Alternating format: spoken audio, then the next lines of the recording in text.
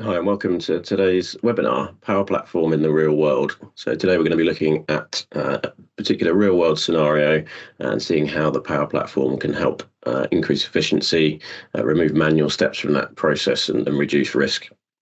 So before we dive into that, a bit of background on what Microsoft's Power Platform is. So it's a set of tools, a collection of tools that can help you to automate processes all across your organization. So first of all, we've got Power Automate. So that's an automation and integration solution. And it comes with connectors for well over 1,000 now platforms such as CRM systems, finance packages, databases, anything with an API or a data store effectively. There's also the ability to create custom connectors in there as well. So we can automate pretty much anything with any existing tool, Microsoft and non-Microsoft. So there's Salesforce, NetSuite, SAP, etc. connectors within that toolbox as well, but also that ability to create those custom connectors too. Then we've got Power Apps.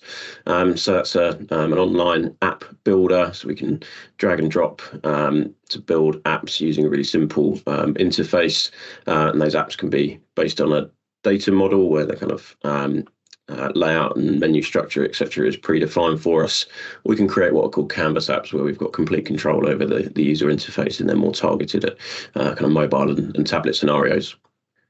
We've then got AI Builder, which we'll see in action today, and that's got some ready-to-use AI models that cover things like detecting objects, classifying text, processing documents, reading invoices, and also the ability to create custom models within there as well. And we've got Power BI, so that's our data ingestion and visualization tools. We can take data from multiple sources and visualize that in a number of kind of compelling ways. And then we've got some additional tools in there like trend detection and anomaly detection and what if analysis. So we can really dive deeper into that data analysis, not just reporting on what's already happened, but using it to predict what might happen in future as well. So really taking our reporting to the next level. And then we've got Power Pages, so that's a tool for creating external-facing websites, a content management system effectively, but with access to all of our organisational data, so we can create portals for internal or external stakeholder groups using that tool. So today we're going to look at a real example. So this is really typical in most organisations. You'll get an invoice in from a supplier, depending on what supplier it is and how much that invoice is for. It needs to be approved by someone. So you might forward it in an email, you might print it and get someone to scribble their initials on it. Whatever it might be, there's a manual process there in getting that invoice to the right approver. Once it's been approved, we then need to enter it into our finance system and do that accurately. Again, lots of scope for error and risk there. And once that's done, we then need to file it so we can go back and find it later. And it's a really common process that we see, let's say, in lots of organisations. And without automation in there, it can take hours. You've got to send it off to the right person, wait for them to action it. They might miss it, or they might need to forward it on to someone else, or whatever it might be. So there's lots of scope for error in there and lots of manual steps. So today we'll be looking at how the Power Platform can help with that particular scenario. As I mentioned in the introduction, there's thousands of applications across the business, but this is one particular one to try and bring the kind of set of tools to life for you.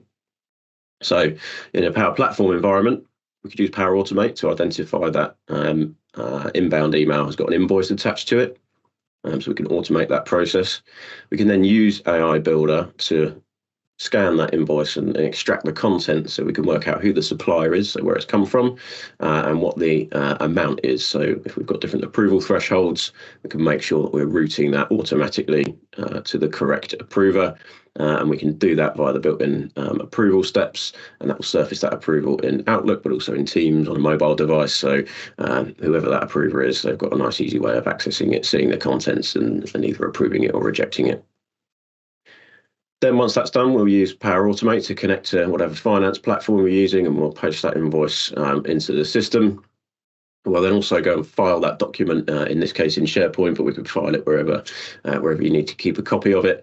And then finally, we'll let finance know that that process has completed. So that's all happened in the background, got a full audit trail. You can check it if they want to, but ultimately there's been no manual steps within that process. So let's see it in action. So we'll start off in the Power Platform Maker portal, and this is where we're going to build our flow that's going to orchestrate this process for us. So once we're in the platform, first of all, we can see we've got a big Copilot box there. So if we wanted to, we could describe the flow that we wanted here and ask it to generate it for us. In this case, we're going to build it up step by step so you can see what's happening there.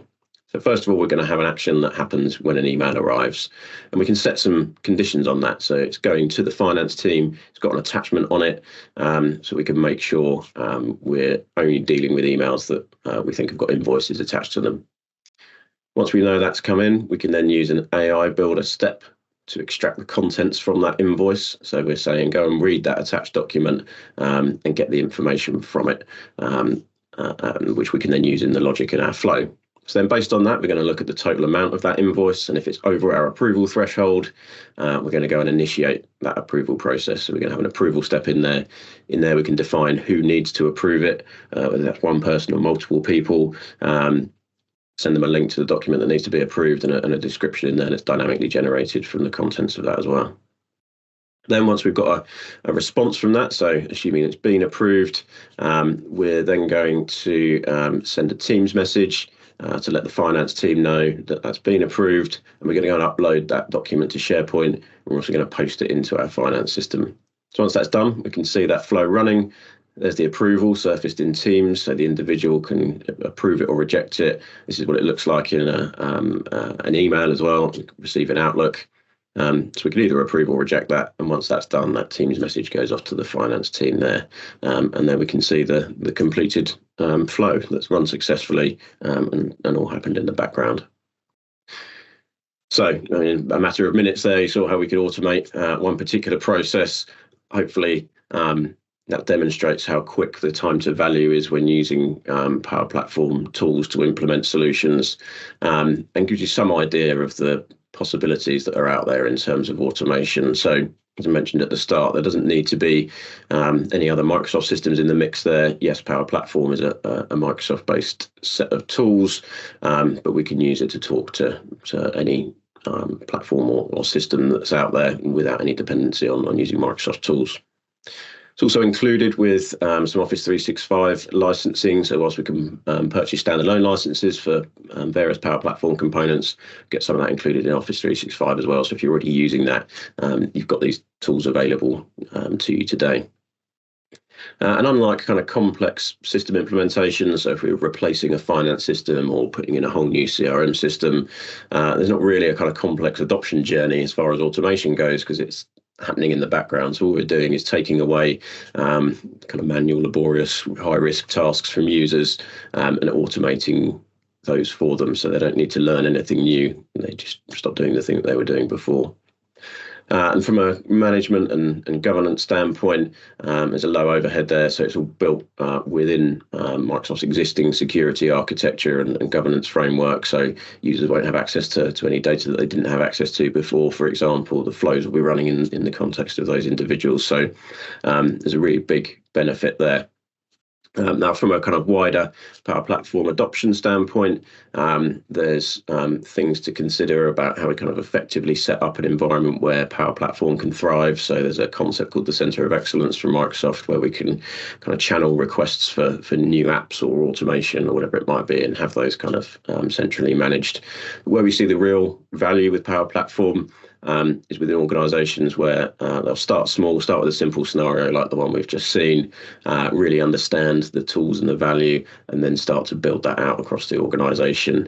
And whether that's delivered from a center of excellence or from an IT team or via a partner or a combination of those things, we can incrementally add massive value across the organization by delivering new tools and automation. So if it's something you're interested in, you'd like to know more or talk about some scenarios that you're thinking about and how we might be able to automate those and what the possibilities are, then do get in touch today.